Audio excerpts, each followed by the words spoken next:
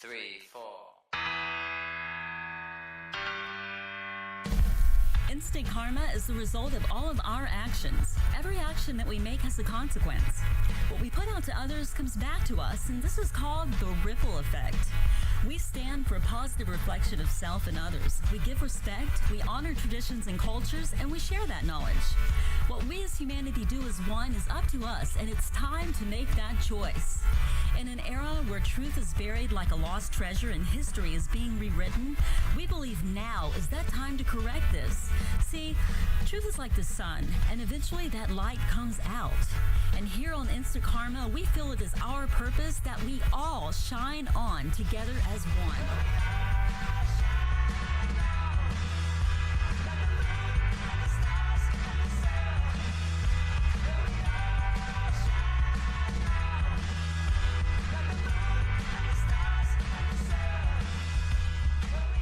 This is Valerie Clark. Thank you for joining me on Instant Karma Show. Today's guest host is Dr. Paul. Dr. Paul has been a mental health therapist for 20 years and specializes in patients who claim to have had extreme paranormal events. Some of his patients have allowed Dr. Paul to edit and publish their experiences. In his youth, he was a passionate science fiction and fantasy reader and now studies the paranormal extensively in his adult life. By having an open mind and heart, this allows him to offer a sympathetic ear and uncommon understanding to patients to whom other healthcare professionals have been unable to relate. He has released 5 novels currently. Thank you for joining me on Instant Karma Show, Dr. Paul. Thank you very much for having me on the show, Valerie. I've turned down shows in the past. There's that added complication being fictional myself. This is the first radio show for me, and I'm enjoying it so far. Something about the way you conducted yourself and your outlook that caught my eye. I may very well be the only fictional person you ever have on your show. Again, thank you very much for having me. Thank you. I'm honored that you took me up on being a guest. I appreciate that very, very much. So what opened you up to the paranormal where others in your field would perhaps dismiss this type of patient as delusional or having some sort of mental illness?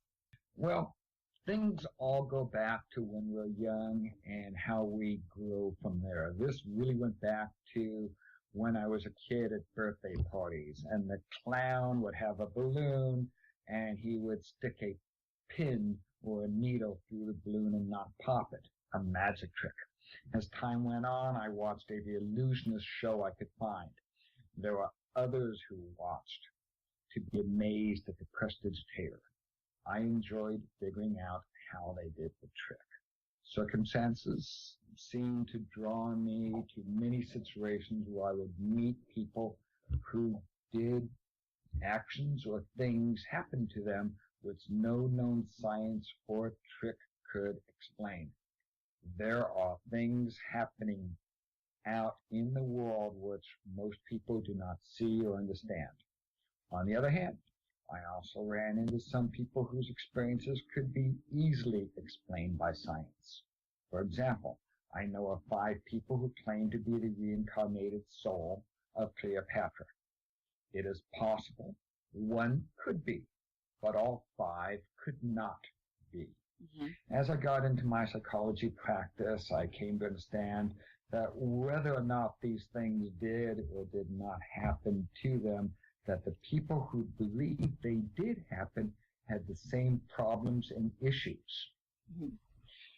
Does it really matter if it really happened if the person is troubled? There is no reason to treat anyone with disrespect or disbelief to what their eyes and ears perceived. Both types of people need help. I treat them all the same. There have been several situations in my files where no known science could explain the instance the person encountered. Those are the ones I turn into books for others to enjoy. So that's what made you decide to expose the paranormal encounters by others, by incorporating them into your novels? Well, they are not really all my novels. They're my files or the person's own writings, their journals, their information which was turned over to me. And so with their permission and those around them, I can go ahead and let other people know these wonderful tales. I see. And your book Abduction and also White Warrior, they both have a very positive moral. What were you hoping to get across after a reader reads these novels?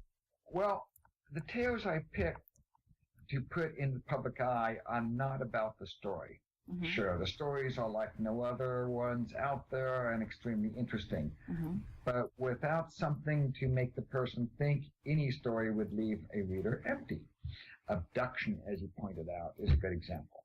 When David Hartman was abducted by an alien spacecraft, any person would have a wide range of emotions, even terror in some cases. But then when friends want to have an intervention to, let's say, somebody having a drug problem, there will be animosity at first. You don't understand the intentions of your friends and why they're interfering. Think of all the people who have had frightening abduction stories. The main thing in common with all these stories of people who've been abducted is they're all alive to tell the story. If these supposed aliens were actually harmful and had bad intent to condemn the world, then these abducted people would not be alive to tell the stories. And I'm getting a bit off track from the book there, but no, you're absolutely correct, because if you think of in medicine today, it's very uncomfortable when you go in to have a procedure. You know, you get poked, you get prodded, but you come out alive. It wasn't comfortable, it wasn't fun, but you came back alive. And exactly, you take that one step further where you have some islander, let's say, who's in the United States or some English-speaking country, and they don't speak English, and they've got an ailment, and suddenly all these people who are using technology the islander does not know, and they have a communication problem. It would be horrifying to be held down to a gurney and have a stethoscope to your chest. Or anything, you know, in trauma, you know, you have a patient who does not speak English and they have no idea what's going on. They're getting poked, they're getting prodded, they don't speak the language, but it's for their own good. They don't know this. Yeah, and it's like we're in abduction. The story is not about the alien encounters. It is how people look within. And when you look within yourself and how you feel about something, how you react to it, and what growth that may make, different people can see different things in the same story because they too look within. Exactly. And the same with White Warrior. Yeah, White Warrior is, it's fun. I really like White Warrior. It's one of my favorites. It is my favorite. Yeah, I know you just read it a couple of days ago, and we were talking about it before the show. Dennis is one of the most fascinating people I will probably ever meet in my life. He's one of the chosen few, and he could be walking past you, being your busboy at your table, and it's so non-assuming you would never know that he's basically a modern-day wizard and lives a life totally different and has knowledge and abilities far beyond anything we even comprehend. Just amazing to think people out. I actually ran across him a few more times after that. Well, not after the book was published, but after it was first written. And there's more about him, which, if I can get around to it, I would like someday to be able to share. Silver Cord is currently being written into a screenplay. How do you feel about your book becoming so successful? Delighted, and I'm delighted that people are enjoying it. I'm very lucky to be in collaboration with Craig Thompson on the adaptation. Craig's experience goes back to about 50 years when I believe he was pitching scripts to Rod Serling of Twilight Zone fame. Books are much different than screenplays. Some book writers make up additional backstory or just add words to fill pages. However, since the nature of my books are from the first person perspective, the motivations of other people who interact with the main characters is difficult to describe when their background information is not known. When I compile the book, I want the reader to have several enjoyable hours and many more thought after. If anything, I remove personal information and other things that complicate this tale and can't be answered. Who wants to read something if there's no answer? If I don't know the answer, I don't want to put it in. But when you have a second writers coming in for a screenplay, they can go back and interview people. They can get a more broad look. And what's really different is that he can see and describe what the person did not. Because in a first-person perspective, you can only say what you know, what you saw, not what happened outside of his view. In Silver Cord, Jim Taylor discovers that he had a twin brother who was in a coma. Talking about a man driven. Jim decided he would go to the edge of death if needed to save his only living relative. Silver Cord is a wonderful story of love, what lies beyond life, and how a person deals with discovering those facts. Congratulations on that. Thank you very much.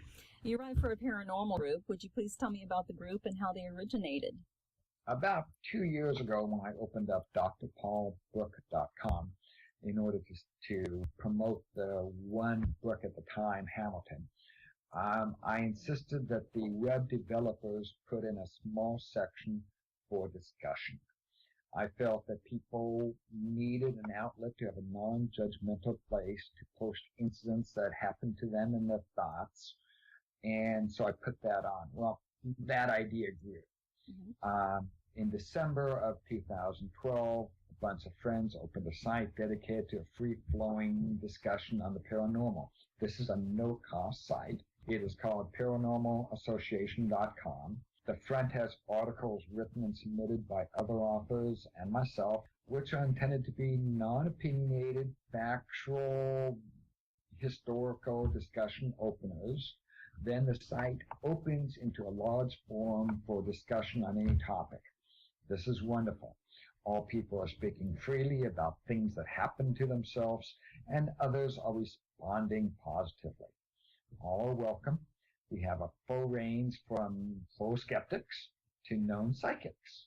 Along the way, we found a lot of paranormal investigators, and very recently, we picked up some extremely interesting avid UFO hunters, which has livened things up a whole bunch. The best part is that with this diverse crowd, it has kept a mature and friendly atmosphere.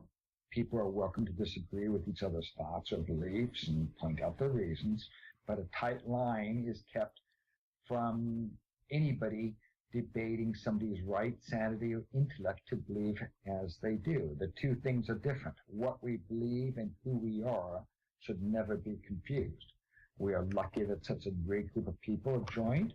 After only a few months, it has already reached over 250 active members and growing faster every day. Wonderful. And that's not counting the hundreds of anonymous guests who are reading through it every day and have yet to open up an account. Wonderful, wonderful. And you read yeah. everything that goes on that page. Well, yes, I am clicking in and I am reading everything that's going on, as I can also see that other people are reading everything that goes on. But I do need to note that although I helped get it started, I don't think it's appropriate for me to respond to posts there. I read, I'm normally not having logged in, because I can't post. In my semi-retirement, I don't take on new clients. Right. I never thought it was wise to give advice on the mind from the hip to people I don't know. Right. It's just not appropriate, and it's doom. And then there's the issue of me being fictional, which is very funny to me, but it complicates everything. Further, to be a free-flowing and open environment, no one person should be directing the conversations. And I certainly do not want to direct what other people are doing. It should be for them to direct. However, as you said, I do read over everything that's written. And you've written an article on there, The Suicide King, that I hope everyone goes on the site, paranormal-association.com, and you will never look at the King of Hearts again in the same way. Yeah, I really enjoyed that. The King of Hearts was something when I was a kid looking at cards. There was all kinds of games where we'd line the cards up and decide that the king was looking at the queen because he loved her and this and that. And I had found that fascinating, and as kind of a research freak, I ended up researching that and found out the history of why the King of Hearts has a sword sticking through his head. A wonderful article, and I'm happy you enjoyed it. I enjoyed it very much. I learned a lot from that article. So what should we expect next from the fictional Dr. Paul? The time commitment to put out a book is very extensive. People are asking, but just the time is quite a lot. Yes, I have the files laying around, and I know the story. Some of it's on computer, some of it's in paper. It's a lot of work. I am not really a natural writer. Some people who are natural writers, this is enjoyable, and they're good at it. Never really had the aspiration to be it. There is a lot of untold stories that people will enjoy, and I'm thinking that knowing that people will enjoy it may be my motivation to do and get more out. Mm-hmm. I'm not sure which I would go. Maybe, as you said, White Warrior Samoan Dennis might be interesting, but I'm still trying to keep different stories out there that are not in any way like each other. There's always the possibility that if Silver Cord does well in film, then screen may be the way to go for the rest of them. I'm sure the studio would send me a staff of writers to get everything organized and ready for Craig to do the fine-tuning. Okay. So where can people go to find your books? I've only got the books on Amazon right now. They are both in soft cover and ebook form. You can go to Amazon. You can search around by any of the titles we've said. Best way to find it is probably to go to my website, which has a link to the author page on Amazon UK and Amazon USA, and that is drpaulbook.com, and the doctor is drpaulbook.com. I appreciate you spending time with me, Dr. Paul. You're on Instant Karma Show. Thank you, and I look forward to having you another time. Thank you, Valerie, for having me on the Instant Karma. I really enjoyed it. This was fun, and I'd be happy to come back anytime you'd like. I hope your audience had as much fun as we did. Remember, life is about living, and we need to find ways to enjoy. Absolutely. Thank you so much. I appreciate it again. Thank you. That was a fictional paranormal health specialist author, Dr. Paul. Again, those websites, drpaulbook.com and paranormal-association.com. This is Instant Karma Show. I'm Valerie Clark, wishing you light and love.